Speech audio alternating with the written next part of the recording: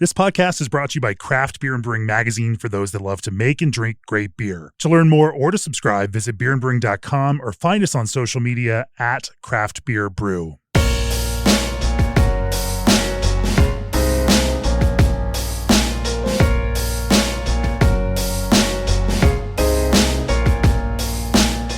It's episode 476 of the Craft Beer and Brewing Podcast. I'm Jamie Bogner, and joining me for this episode is Matt Topping from COVA Brewing in Norfolk, Virginia. Welcome to the podcast, Matt. Thanks for having me, Jamie. You pulled off your third World Beer Cup gold for Aloha State of Mind, fruited Goza style beer at this World Beer Cup last week. 3 golds in 5 years in the same category for the same beer. Pretty awesome feat. It's a beer that we at Craft Beer and Brewing have rated as high as a 95 back in 2022. Over the years, you guys have sent lots and lots of fruited sour beer our way. Others like Peach Vibes also scored a 96.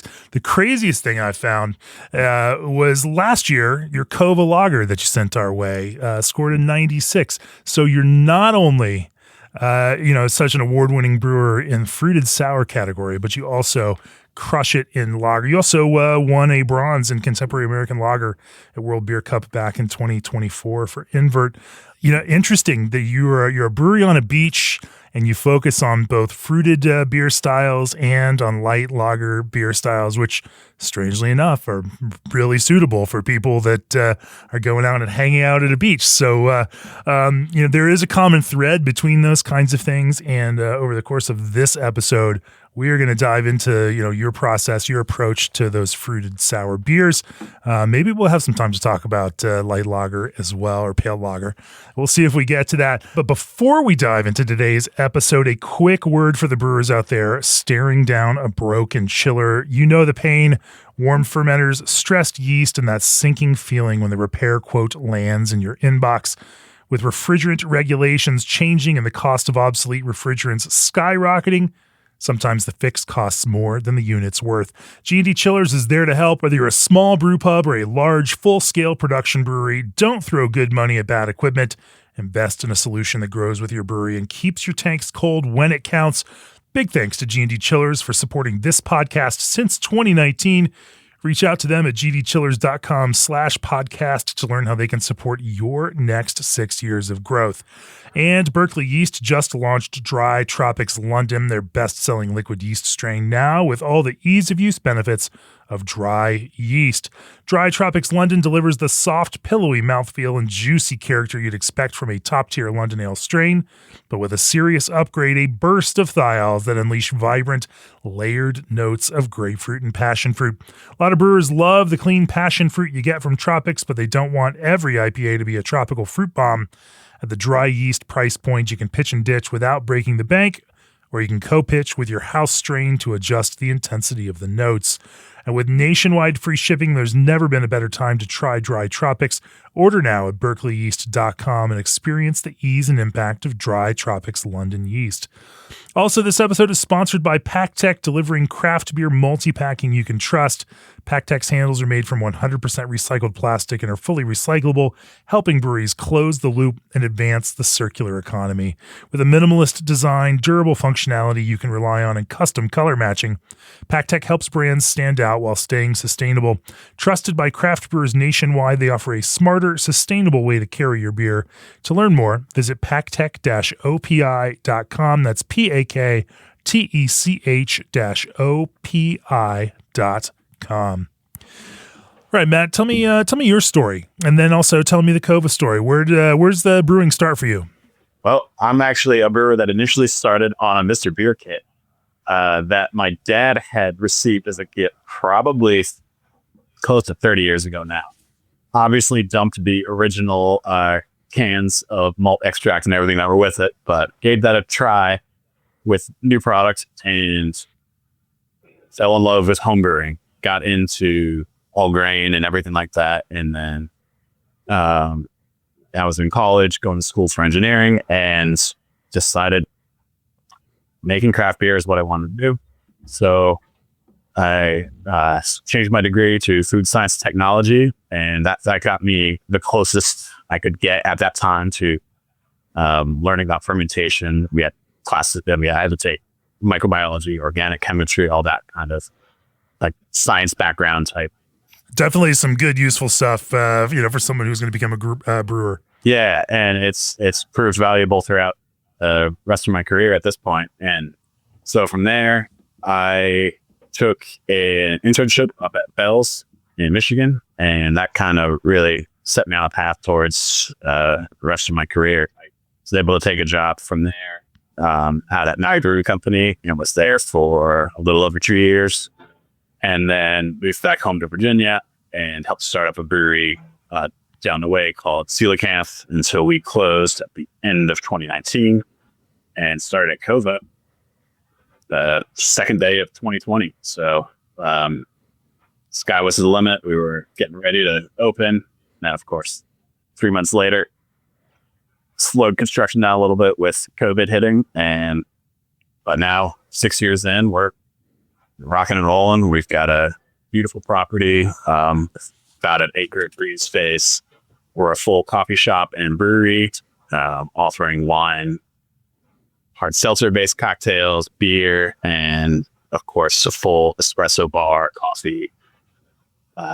We make cold brew, all sorts of stuff. And COVA, we have a focus on making beers that are drinkable, things that are 5% and under are really our wheelhouse. And that was represented in sales early on. And then we really leaned into that and has continued to thrive. You were there from the very start of the beer program at COVA, and I love that it's something that feels like it's of the place. The branding is beachy, the approach is beachy. It feels like a place, whether you're a local who loves living at the beach or whether you're someone that comes to visit the beach, it gets connected with that. And, obviously people when they're vacationing beach-wise or living, and I shouldn't say, there are plenty of people that live near beaches. It's its own lifestyle as well as, just a tourist destination. So you got to envision this beer program and, but it also kind of took some turns for you. When you started off, what did you think was going to work for COVA, and how did that develop over those first 2 years? Starting out, we really wanted to make sure we had something we felt like for everyone. One of our kind of things from the beginning was something light, something dark, something hoppy, and something sour. And we have stayed true to that since day one in terms of offerings on the wall. But where the balance fell within those categories shifted. We came out of the gate with a balanced portfolio. And then as we got ready towards winter, we had a lot of beers over 7%, a lot of dark beers, and kind of gearing up for winter. Like at my previous places, we saw for what the customers were into. And that's not how the sales went. They all went light. And I've got four dark when you're at a beers. beach in the winter, you still want something light. Apparently. Yeah, shocker. Yeah. And so we learned from that. And really, our first spring, we came out of the gate with light beer heavy, lighter beer heavy gozes that were hitting the 4.5-5% range, and oftentimes pale ales, or right now we have an XPA on the wall. Things that just are drinkable within their category, not shooting for high alcohol things and not going for the type of beer that you might have a taster of or small serving. People are here enjoying the space, drinking pints of beer they can drink. Sure. I want to talk about this approach to making these, lighter and easier drinking fruited beers, because that is now, very quickly out of the gate in 2022, you started, getting great reviews and winning medals, for these. So it was a very fast turn, within a year and a half of opening, like here you are, into, medal territory and high score territory. And that, there's a clear approach to the way that you're doing it. And And it is a slightly different approach, I think, than some of the, well, I shouldn't say, you have actually multiple approaches if I were to really like boil it down. And maybe you can talk about some of that approach, to fruited sour beer. Before we do that, Oregon hop country is heaven to world-class lager varieties, and Indy Hops is proud to have introduced Oregon's newest lager hop, Lorien, in 2022. Lorien is in a growing list of beers that have found their way to the podium, and more importantly, into the hearts of lager lovers across the country. Discover Indy Hops Lorien. Side effects may include rampant festivity, sales bumps, and exceeded expectations. Indy Hops, life is short. Let's make it flavorful. And if you're like many podcast listeners, you've got a lot of beers at home and your regular fridge is at capacity, enter the Midea 50/50 Flex, the industry's first dual-compartment 3-way convertible freezer. Here's what all that means for you options. The 50/50 has the power to be all freezer, all fridge, or a little bit of both. But you'll probably want to use those 20 cubic feet as a massive garage-ready beer fridge. You can also change which side the door is on or how you want the shelves to be arranged. The 50/50 totally flexes to fit your life. Plus, it's designed to maintain a stable temperature even in non-climate controlled conditions, so you can crack a cold one even on the warmest days in the man cave. Take your garage to the next level. Check out midea.com/US to get more information about this game changer today. Also, if your brewery is using fruit juice concentrates, purees, and blends, then why not source everything from a one-stop shop? Old Orchard might be best known for flavored blends, but if you need 100% purees or concentrates, then Old Orchard can likely help, even with options not listed on their website. Let Old Orchard know what you need at oldorchard.com/brewer. That's oldorchard.com/brewer.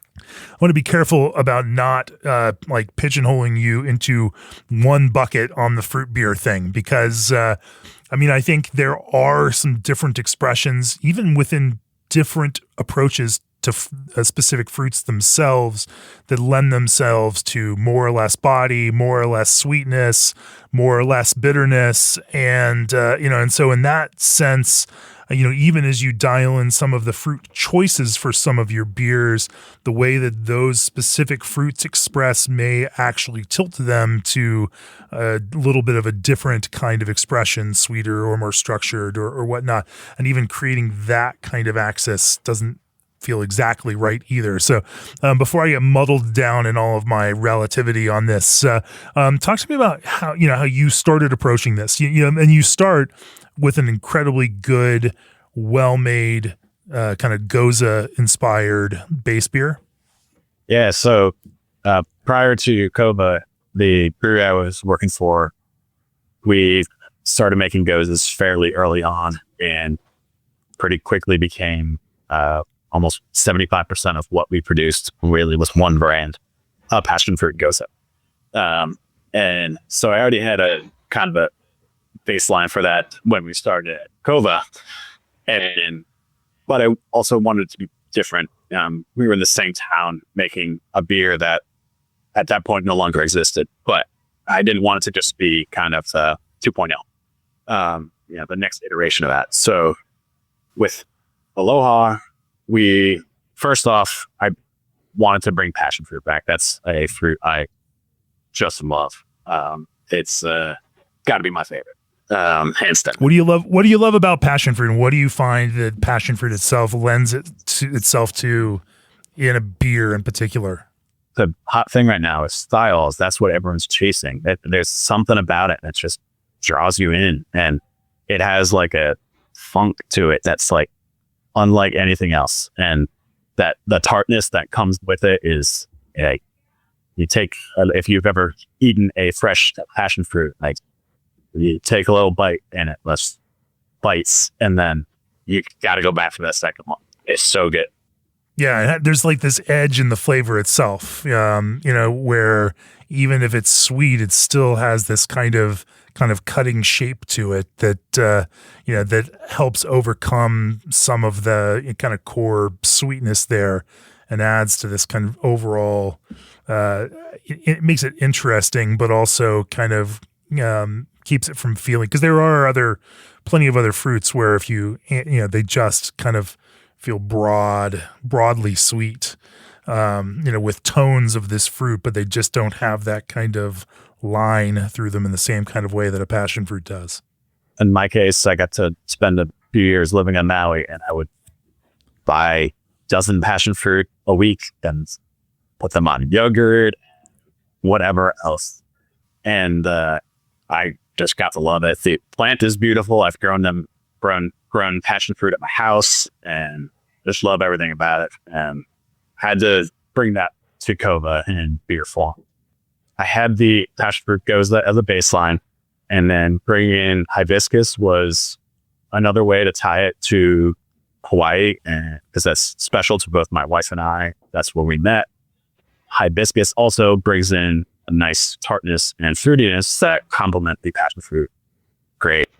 And then combining that with the goza base we had been working on for years. The Lactobacillus we use is actually from Goodbelly. So it's a Lactobacillus plantarum strain.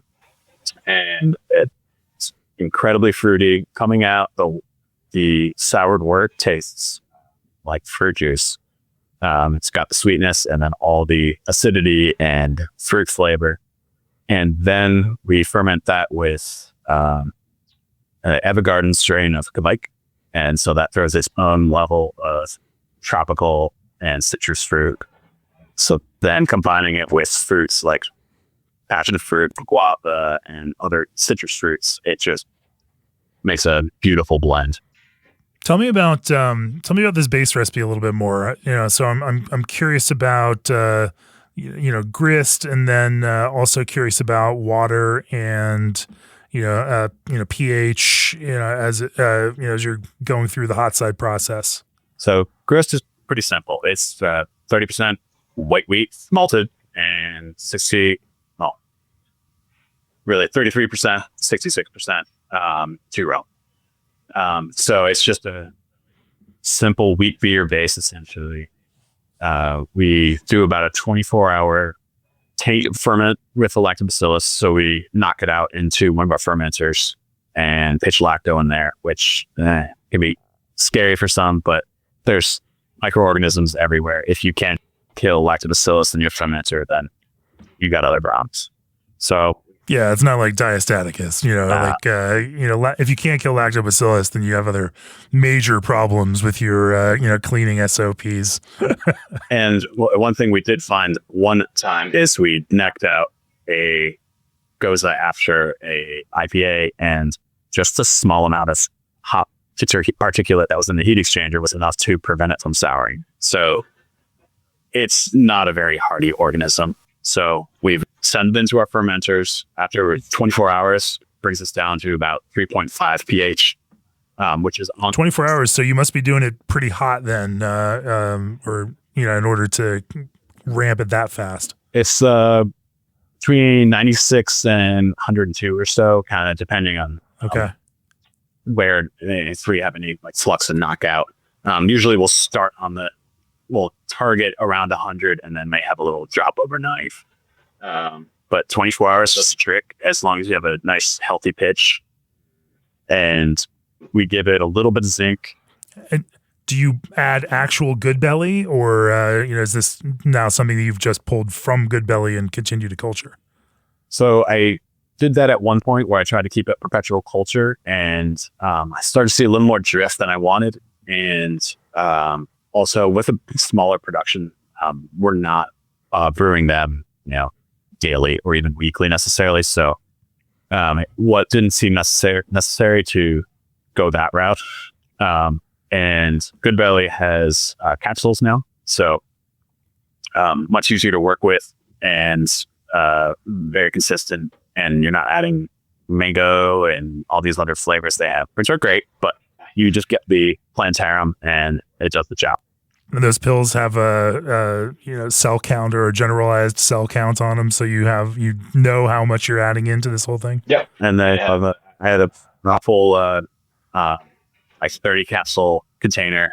I forget what offhand that is cell count wise, but it's 30 capsules. That seems to work great for about 10 barrels. I remember years back reading in forums that people were clearing out Goodbelly off the shelf, buying hundreds of bottles and pouring it in, where it was a significant portion of the finished beer, kind of unnecessary. Do you create a slurry out of that and then add a slurry, or what's the process like? The powdered capsule straight into the wort. Open up the manway, toss in a little bit of zinc, and the capsules, and 24 hours later, it's rich. And that's amazing. That's great. It's super easy. Yeah. And there was a brief moment where they ran out of the capsules, and I had a moment of try to scramble figuring out, but we're good. We got plenty of backup stock, and they are continuing to make it. And again, if not, I think we can keep a perpetual culture if we need to. Are there any other concerns? Obviously, there are some ways that even Lactobacillus fermentations can get a little funky, but not funky in a good way. Is there anything else you do to kind of, protect that fermentation and make sure that it's delivering the kind of fruity character straight out of that you're looking for? One thing that I, without really having the data to back it up, we do make a very highly fermentable wort. We mash in 145, 147 or so. So there's a lot of simple sugars for it to start working on immediately. Again, going in at 95 to 100, it's got nothing else to compete with at that moment, and also freshly out of a rigorous boil, as opposed to previously I had started with just a pasteurization step, finishing with boil. Now it's boil followed by pasteurization on the tail end. Being that this is a traditional kettle sour, which is funny to say, but we treat day one like any other beer. Run off, boil, hour, 10 minutes or so, knock out, send it into fermenter. At that point, then we add Lactobacillus, let it ferment for 24 hours, send it back to the kettle day two, and heat up to about 185 for 10 minutes or so, and then knock right back out into another clean fermenter. So it's really is just a heat kill step on the tail end. And then you go in hot for your quake yeast, for your primary fermentation. Talk to me about that process, and then, what is that general, acidity goal? And whether you measure that in pH or TA, total acidity, how do you get to, and then how much do you have left that is then fermentable by this, this quake yeast? And, how do you plot that out? And does that maintain consistency?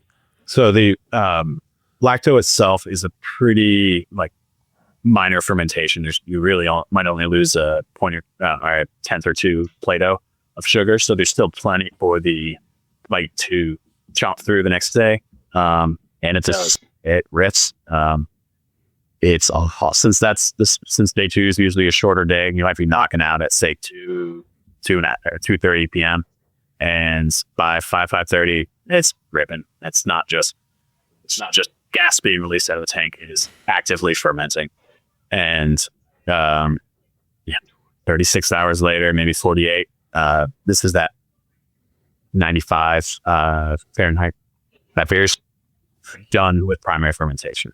It's a lot of fruit expression from that yeast, which again complements nicely with the fruit expression of the Lactobacillus. So it's just a fruit bomb at that point prior to adding anything else. And that quake yeast works just fine.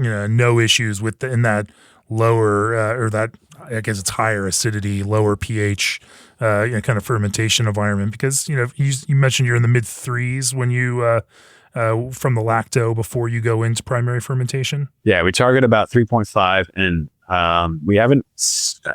Again, we got a pretty limited selection of lab tools here and all of that, but we've never had any issue, including harvesting. It rips, and we don't notice a lot of drift batch to batch and finishing gravity or anything like that. It's a workhorse. That's great. And then, that quakey yeast adds its own kind of fruity estery, piece to this fermentation that, helps build even more of a palate for you to layer fruit on. Yeah, it's delicious. Works great with Lactobacillus. One of our other core brands is a blonde ale, and it's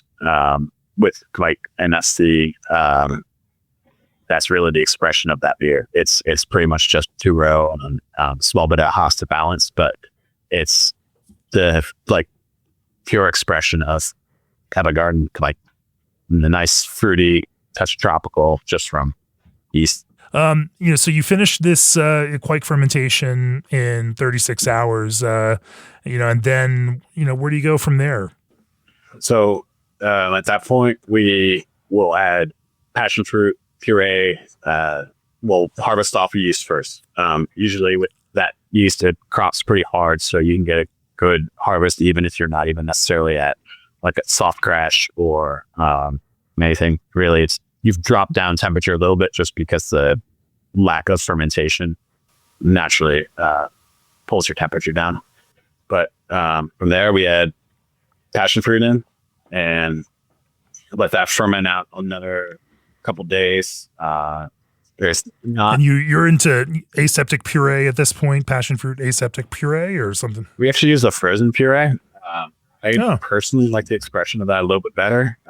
One of the things I've found with passion fruit in particular and a couple of other tropical fruits, some of them ones that are a little more thiol presenting are a little delicate with their aroma. So the extra heat you pick up from the pasteurization process kind of flattens it just a little bit. They're still delicious and present really nicely, but there's something about that extra kick you get from frozen puree versus aseptic. And to the extreme, I did get from a provider one time a overcooked passion fruit that had no vibrancy at all. It was kind of pale brown, and it was just cooked, and it had it was reminiscent of passion fruit, but not the beautiful thiol rich funk of a fresh passion fruit. After a couple of days sitting on the fruit, we do a recirculation. Yeah. And we do have a peristaltic pump, which is great for that kind of thing because it doesn't allow any, there's not an external seal to allow any oxygen in. And it's better for pumping higher solid counts or solid loads. But one of the first times I was brewing a beer with passion fruit, we were sending the fruit down after fermentation, and you just smell it. It was there was so much we left behind. So from then recirculating, and the stuff that's going down the drain is kind of just bland. So we're really getting full extraction with that extra recirc step. Well, so talk to me about that recirculation process. Are you recirculating for a specific amount of time? Are you turning through, pulling off the bottom, pumping back through top? Are you, pushing up through bottom? Talk to me about that recirc process. It really is pretty simple. It's just we'll pull from the bottom and push in through the rack and out. 30, 45 minutes, kind of just pull some of that stuff that's sitting there out getting contact on the beer. Just let it give it up pretty quick. Just like with hops, you get so much of the extraction of your volatiles in a very short period of time. You don't need it to sit for 3 weeks just to get everything out of it, and you pull some negative as well, of course. So same kind of concept with passion fruit. Just let it rip for a little bit, and it's good to go. The next day, drop it out, and you got a nice bright beer to transfer.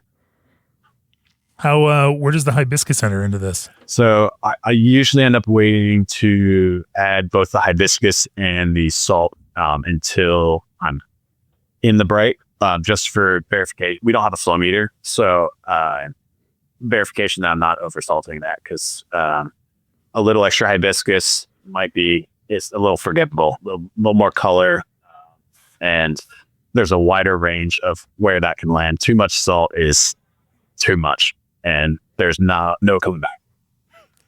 Yeah, that's a batch that's going down the drain if it has too much salt in it. Or I guess you could, have to, brew another batch and blend it in with that to get it there. But now you got a double batch of, of whatever you're making there. And hopefully it's high season. You can sell all of that. And one of the things I do like to do, just as a little preventative measure, especially towards summer when we're moving through them with a little higher velocity, is I'll pull off a keg of the base before I add passion fruit, because if, again, not having a flow meter, little uncertainty, if my estimates were a little off for how much passion fruit we might need, I have some to play with. If I'm on the high side, I can add that half barrel back in. And if I'm on the low side, I can reserve that for another batch. Or we have a little mini brite tank. Sometimes we'll do a one-off case of whatever.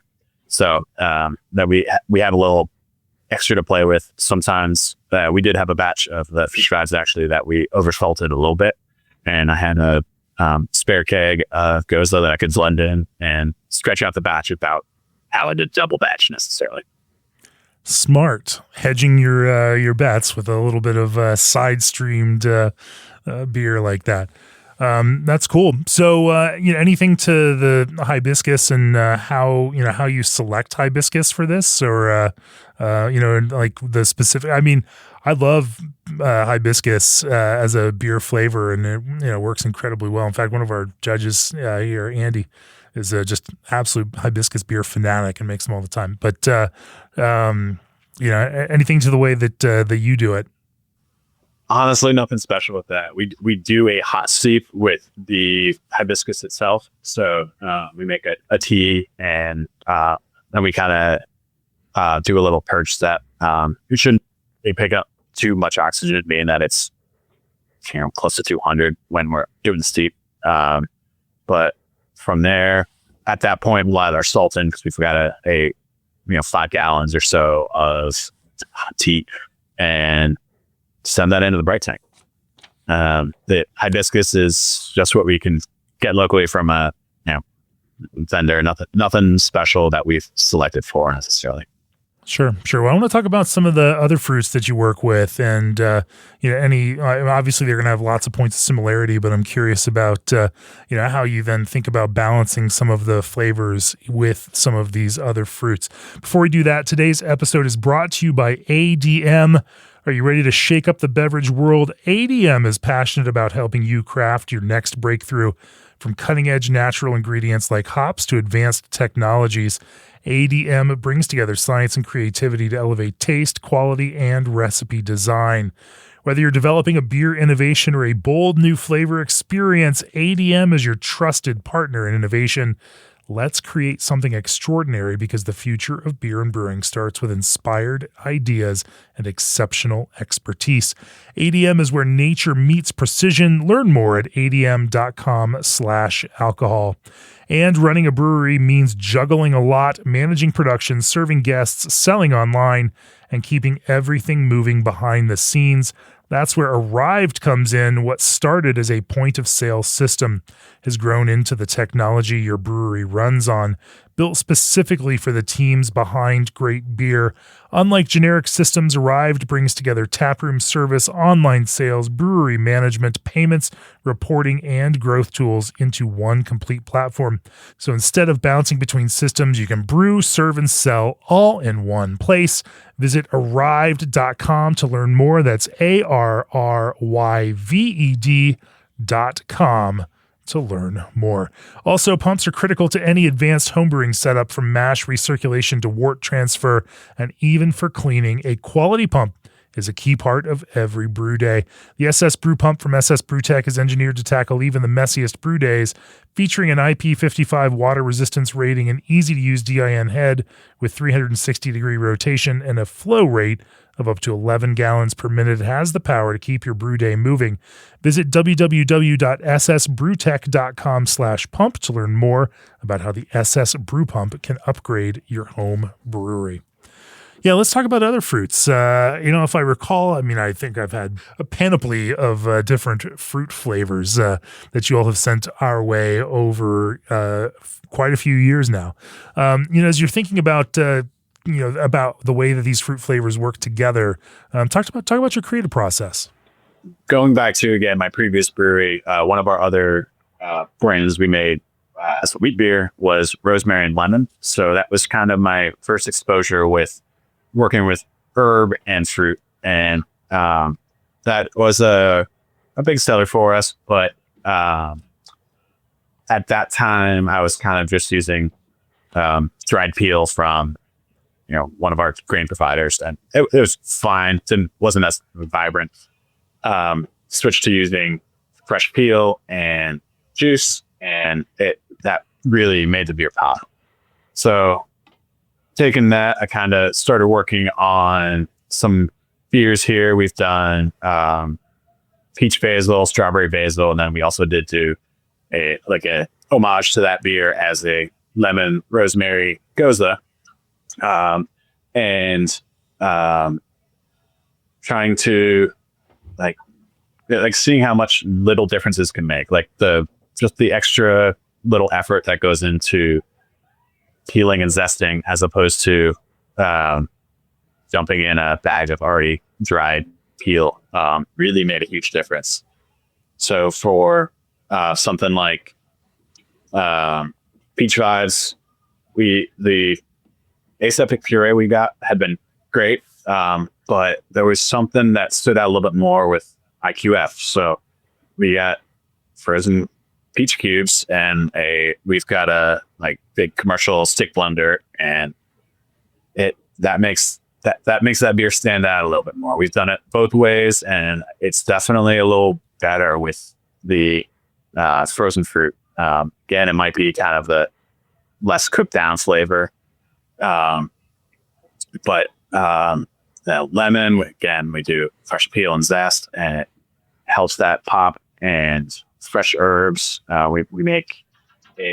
we steep the beer on the rosemary or the basil or thyme. We've even done, and try to keep minimal contact time with that, but we get a nice expression of the herb and the fruit, and really try to make a balanced pure cool beer, not try to have it be, with any of those flavors, you always have concern of tasting like soap or a candle or, a little too perfumey. And so trying to keep that in balance with just a light presence as opposed to a heavy hand. No, I think that's the really interesting thing about this. When I was teasing it at the top, this kind of combination of fruit and light spices, not heavy-handed, but very light spicing, gives a little more structure to the overall fruit flavor. And in fact, almost, it's just like, the salt itself, that's the core of this, I think may also have some sort of positive effect on, kind of shaping and amplifying some of that fruit character in the beer. And,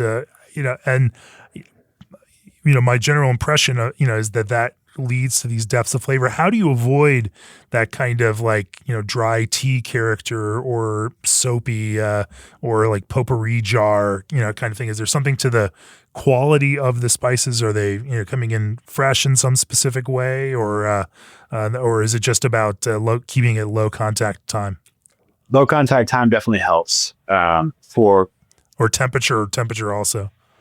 Temperature, the fact that we're doing it at colder temperatures, you have a little more grace, I think. Like if you're doing a hot tea steep, you pull out a lot more, but you also pull out a lot more like things you might not want necessarily. Just like, again, the difference between a whirlpool hop and a dry hop, they do express quite differently. Cold steep, seems to give it a little bit more of like a fresh herb character as opposed to the tea note you might get. We also try to, like for basil, for example, we do strip the leaves off and remove it from the stem so we don't have any woodiness from there. Same with rosemary and any of the other herbs we use. And you're generally then using them fresh and not dried. Correct. Yeah. That one of the biggest things to me, like cooking wise, is like there are some herbs that are great fresh, some that are grape dry, some that and sometimes they can be both. They need to have their separate place. Like oregano dried is, my favorite. Basil dried, doesn't stand out. It brings out a lot more like mintiness and a little more of that licorice kind of note. Whereas like fresh basil is just beautiful, and so much of that is lost when you're applying heat to your basil from a drying standpoint or hot steep potentially. Then with that kind of fresh basil, are you doing anything? Are you crushing those leaves or shredding those leaves in order to make more of the oil on the plant available to the maceration? We haven't necessarily. We've actually just done whole leaf. Between the water is a great solvent, alcohol, carbon dioxide, everything that's already in your beer. So we do get pretty good expression.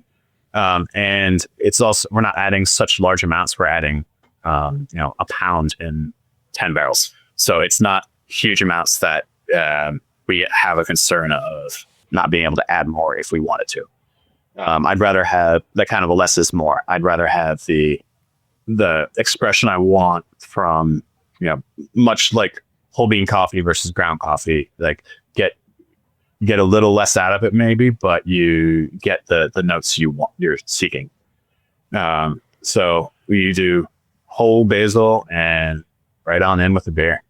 How do you dial in your kind of concentration amounts? I mean, imagine there's some blend of bench testing to kind of have a rough idea, then matched with, tasting to see if that has scaled in the way that you expect it to scale in the larger volume of beer, and then, adjusting after that. What does that kind of process look like? And then how, with some of these that are consistent, you develop like general ideas, and how stable are some of those blends over time, or do they shift with specific ingredient batches? Kind of walk me through how that looks.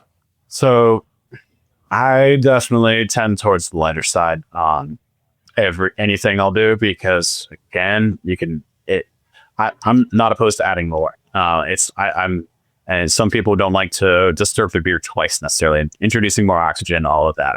I get it, but we also know how to ensure we don't introduce outside contaminants or oxygen. And so if I'm short on basil, I can always add a little bit more. But if I overdo it, I can only add so much blender to cut it out.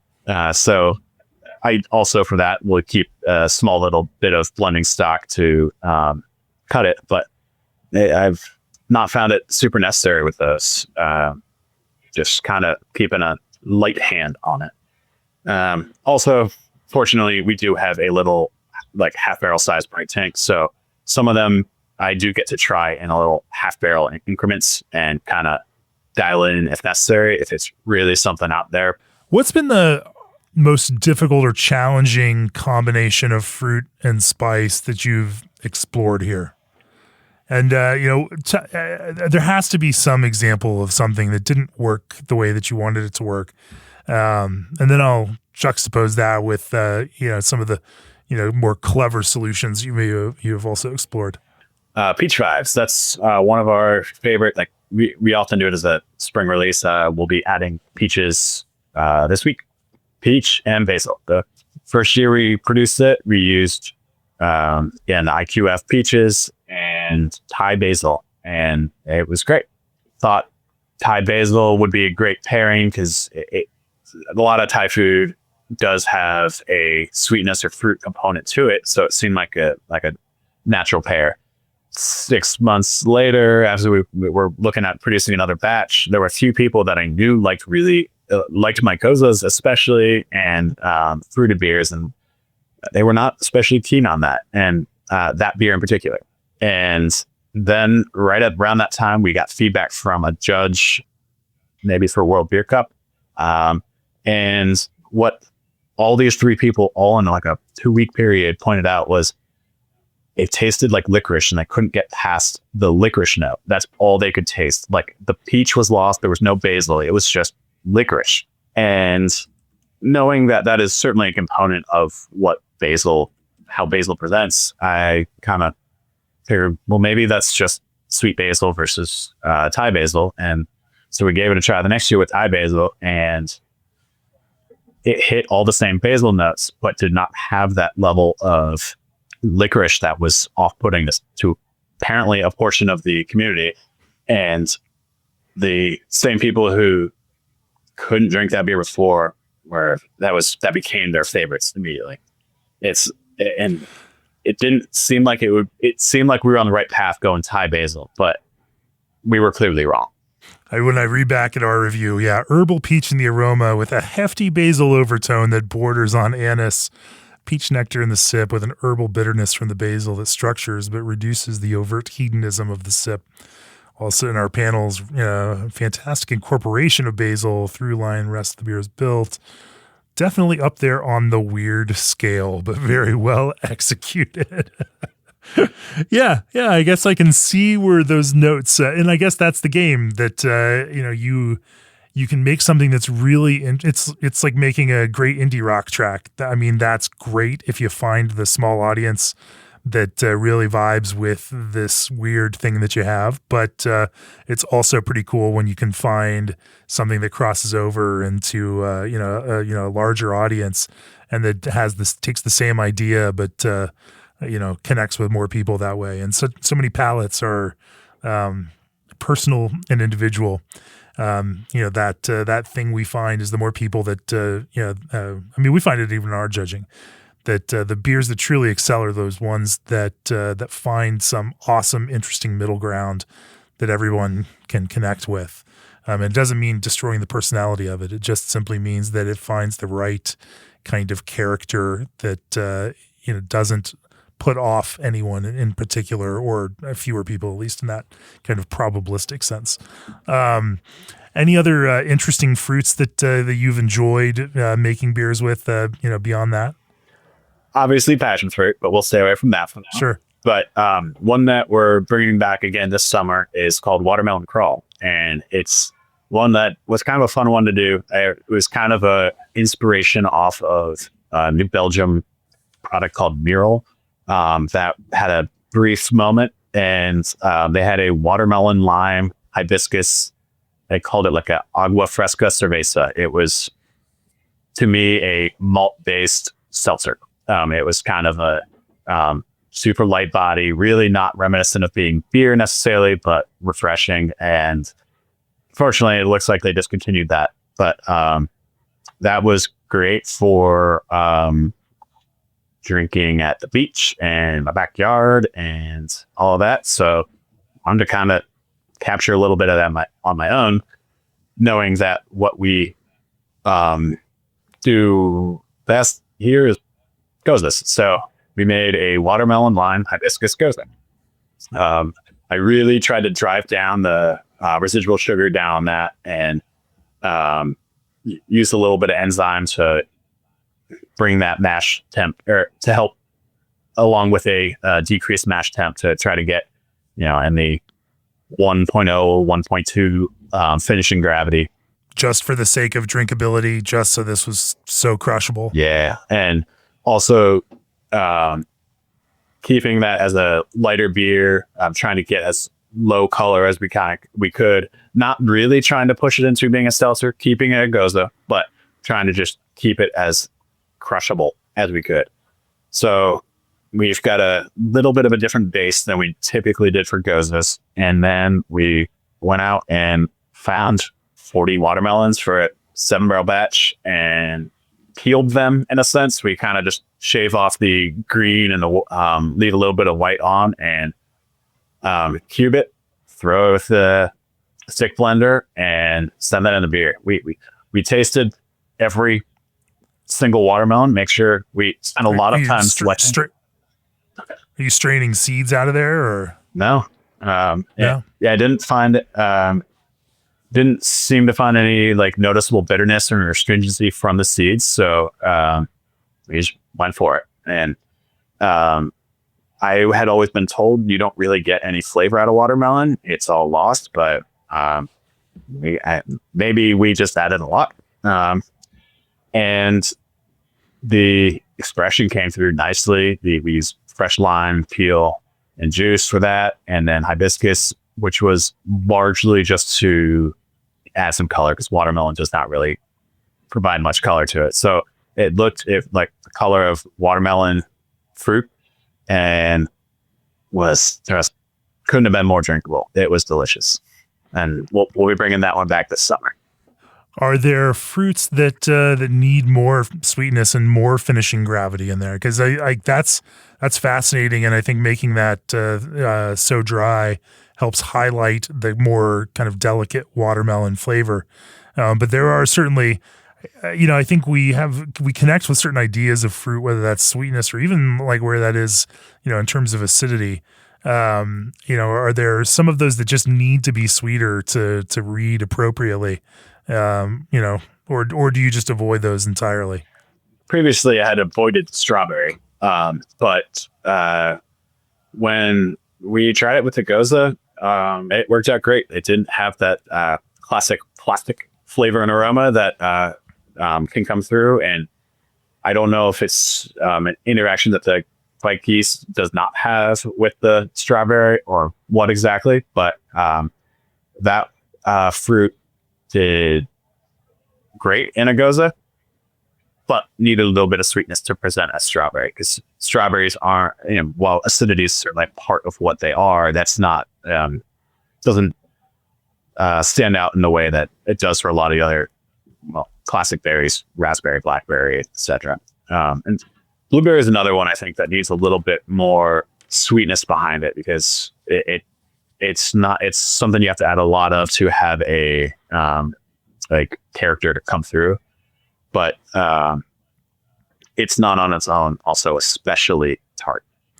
And even the blueberries can get a little bit tannic, if they don't have some of the sweetness, I think, to help soften that. I mean, raspberries kind of can be similar too, if they can just get really sharp in there if there isn't some sweetness to soften them. Yeah, the acidity from a Goza lactic is a little softer, not as much edge, but once you get things with a little higher than malic acid from a lot of the fruits, they can be a little harsh, especially if you drop your pH down in the 3.2, 3.3, where a lot of people do like to do their Gozas.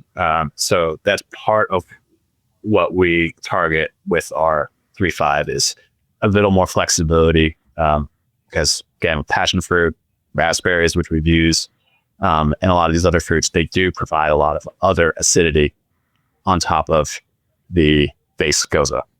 So then how do you manage that? Do you correct back up, with an end acidity goal in mind if that fruit is dropping it down from your acidity at fermentation, but I guess the fruit's also going to, dilute some of that, as well as adding some of its own. We have periodically. We've got citric and lactic on hand, and citric, we found like when we needed to adjust the peaches, we add a lot of peach to the beer, and that kind of cut the acidity down a little bit. So adding a little bit of citric helped it kind of present more as peach. It felt like. I tried it lactic one time and it was still enjoyable, but leaned more on the beer side, whereas citric made it taste more, get the stone fruit peach to pop. Cool. And then obviously that acidity, I think, helps, stabilize some of these, and keep things from being able to grow in them. And that lower acidity is certainly helpful in this.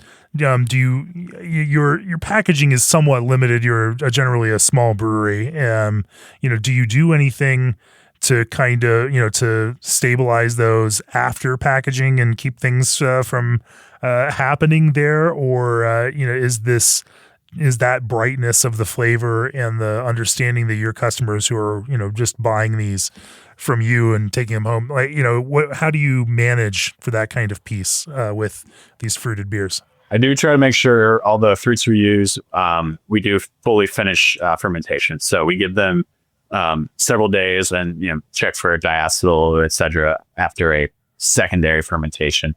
I there's obviously a place for adding fruit to finished beer, but that's not really what I tend towards. And honestly, even when we've tried that presentation to customers, it hasn't really landed quite as well as the drier kind of essence of fruit we go with in our gozas. So there's not a ton of unfermented fruit sugar sitting there in the beer for this quake yeast to continue to work on. Correct. And then so there's not much finished from the base beer. It's fairly dry. The fruit has been dried out and then thrown in a pH of 3.4, maybe at this point 3.5. There's not much that's going to be able to compete. Sure. Well, let's zoom out here in the end. You guys are, have been at it since 2020. You've got, now 3 World Beer Cup gold medals in the last 5 years for the same beer, Aloha State of Mind. You've also been noticed for and awarded for the lager that you make. You are definitely living those beach vibes out there in Norfolk. What do the next few years look like for COVA? What do you all hope to achieve over the next few years? And, what's that kind of vision for the future? Since day one, we've been a coffee shop and brew house. So we've very much kind of been in the hospitality realm of things, not just strictly in beer production or honestly, even just coffee. It's been a really nice blend of both. And then the space we have lends towards having big events and all sorts of different things, whether it's past weekend, we had a wellness collective, which included yoga and a few vendors and other things.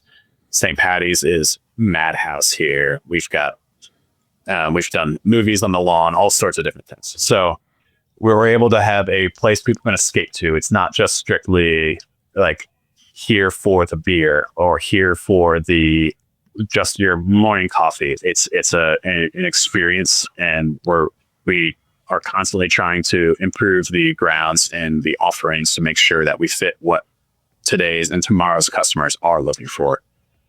And then another thing that we're kind of excited about to be able to get out in the market a little bit, we did get asked to open up an outpost at the airport. And they're doing a part of a $1 billion expansion. Will be a key piece in the center between both concourses and be able to showcase our beer for everyone coming in and leaving from our airport. Super cool. Well, I think it's interesting, and I love this idea that you can make beers that connect with people, that are crowd-pleasing fruit beers that finish somewhat dry, that are geared around repeat drinkability and not just simply like excessive saturation and sweetness. And they show this kind of what you can do with fruit flavor when it's deployed intentionally and in a way that also understands that you're a brewing business and you want people to order more than one when they come to enjoy it, and it's a neat approach, but it's also great to see that it's such a well awarded approach. And winning 1 World Beer Cup medal is awesome. Winning 3 for the same beer in 5 years that's starting to get into some legacy territory there. So congratulations, Matt. Congratulations, all of you. Thank you for sharing these thoughts. Don't throw good money at bad equipment. Invest in a solution from G&D Chillers that grows with your brewery. Berkeley Yeast's Dry Tropics London offers their best-selling liquid yeast strain with the ease of use of dry yeast. Pactex handles are made from 100% recycled plastic and are fully recyclable. Indie Hops Lorient has found its way into the hearts of lager lovers across the country. The Midea 50/50 Flex can convert to all fridge, all freezer, or half and half with just the touch of a button. Old Orchard is your one-stop shop for fruit juice concentrates, purees, and blends. ADM combines science and creativity to elevate taste, quality, and recipe design. Arrived brings together all the tools you need in one complete platform. And the SS Brew Pump from SS Brewtech is engineered to tackle even the messiest brew days. If you've enjoyed this podcast, go to beerandbrewing.com, click on that subscribe button. Subscribe to Craft Beer and Brewing magazine. Subscribe to our industry all access subscription. Get Brewing Industry Guide and the magazine. And if you're a brewer, ship us. You get to ship us beer just like Matt does, and get those scores and feedback back. And if they're as good as his, then you get them published in the magazine. And it's just like that. Matt, if people want to learn more about COVA Brewing, where you are in Norfolk, both in real life or out there in the digital space, where do they find you? COVABrewco.com, and on Instagram we're at COVA Brewco, or at COVA Brewco, and then Facebook, COVA Brewing Company, and we're in the town of Norfolk, Virginia. All right, an entire episode on fruit beer, and we've treated it seriously and with the kind of weight that it merits. Thank you for making it beautifully and artfully. It's been great talking to you about this. Cheers. Cheers.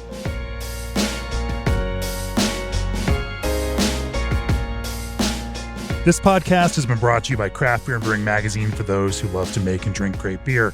To learn more or to subscribe, visit beerandbrewing.com or find us on social media at Craft Beer Brew.